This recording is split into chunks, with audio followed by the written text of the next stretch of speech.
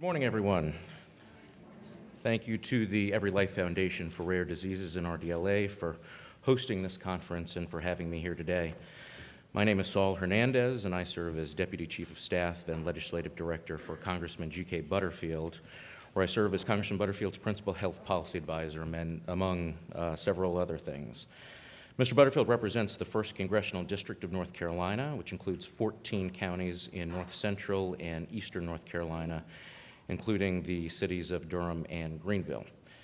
Congressman Butterfield is the immediate former chairman of the now 49-member Congressional Black Caucus and is a member of the House Committee on Energy and Commerce. Mr. Butterfield is a senior member of the Subcommittee on Health and co-chair of the Rare Disease Caucus in the House. He has long been committed to the issues impacting the rare disease community and has led the effort on several important legislative initiatives, like the Creating Hope Act that created the Pediatric Priority Review Voucher Program, the Open Act, and the Race for Children Act. And so I appreciate the opportunity to be here this morning to speak about rare disease policy in this new and very interesting political environment. First, I'd like to talk about the Creating Hope Act Pediatric Priority Review Voucher Program that Representative Butterfield has been working on as the lead Democrat since 2010. The Pediatric PRV program, as many of you know, creates a financial incentive for pediatric rare disease drug development in the form of a priority review voucher. And I'll give you an example of how the program works. So let's say a company develops a pediatric rare disease drug and even receives FDA approval. As you know, the opportunity to receive a reasonable rate of return is still challenging because the market for rare disease drugs are small relative to other larger blockbuster drugs. So the FDA provides the company a priority review voucher. With that voucher, the company can receive faster FDA review of a future drug, perhaps even a blockbuster drug, and that voucher is fully transferable. The Pediatric PRV program has a rare disease designation as well. So early in the drug development program, the company developing the pediatric drug may apply to the FDA, receive a rare pediatric designation, which assures the company and the company's investors that if approved, the drug is on track to receive a pediatric PRV because it satisfies the requirements to earn that voucher. It's clear the pediatric PRV program has been a success. We've seen vouchers sales totaling almost $1 billion, and more exciting, we're seeing a significant increase in pediatric rare disease drug development.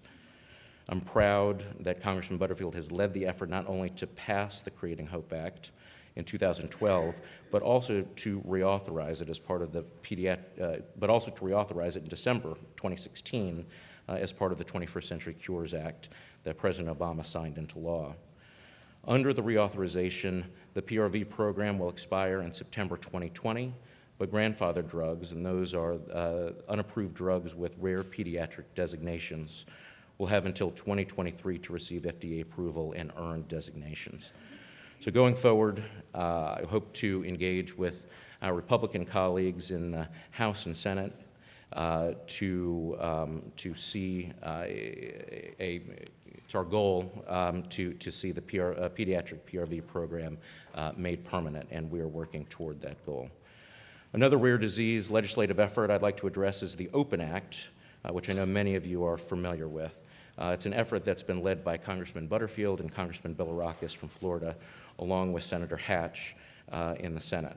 As you know, the Open Act is modeled on the incentive program and the Best Pharmaceuticals for Children Act. The Open Act would provide an additional 6 months of market exclusivity for a drug being repurposed for rare disease treatment. The Open Act was included in the House version of the 21st Century Cures bill that passed the House, but was not included in the Senate version and did not get into the final version that was ultimately signed by the President. Mr. Butterfield and Mr. Bilirakis reintroduced the Open Act yesterday. It's H.R. 1223. With the help of RDLA and everyone here in this room, we'll continue to push for its consideration and passage.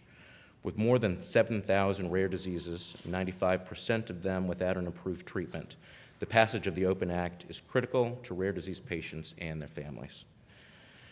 And now the Race for Children Act. I'm proud to say that just yesterday, Congressman Butterfield was joined by a bipartisan group of members of Congress in introducing the Race for Children Act.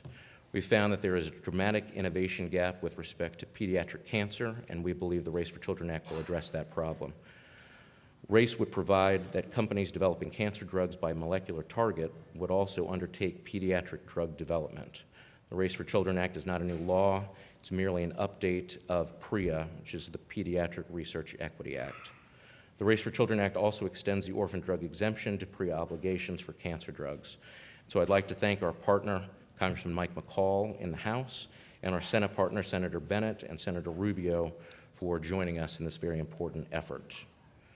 Now on to the new administration. So there are several opportunities and challenges in this new Congress, and first I'll just touch on the administration. An FDA commissioner has not been named or nominated, much less confirmed yet. The absence of an FDA commissioner will pose additional challenges as Congress considers PDUFA reauthorization and the medical reform bills. And then at CMS, Dr. Seema Verma has been nominated as the CMS administrator, and if confirmed, we look forward to working with her and hope she will work to support funding of newborn screening and other diagnostic and best practices that are critical to rare disease drug development. And the last thing I'll mention is about the Affordable Care Act, also known as Obamacare.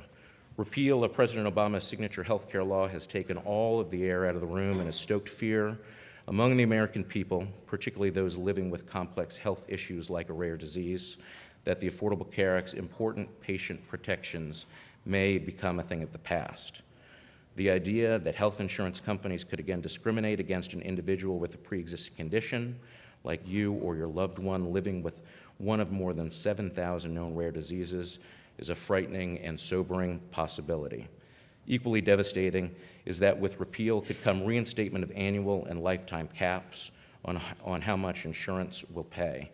For someone living with a rare disease, that could mean medical bankruptcy for many families or even the difference between life and death. So there's no question, and I will certainly be the first to say that improvements need to be made to our healthcare system, including changes made to the Affordable Care Act. But repeal of the law is not the answer. Stopping the repeal of the Affordable Care Act so that we can focus on implementing positive changes for American patients and those who provide their care is Congressman Butterfield's top priority. As you continue to engage your elected officials, please communicate to them the critical importance of the Affordable Care Act and the truly, truly dire consequences of repealing the law. In closing, I want to thank you for your dedicated advocacy, but because without you, Congressman Butterfield and the work of so many others would not be possible. And so I appreciate so much being here today, and I'm happy to take any of your questions after my colleagues finish speaking. Thank you.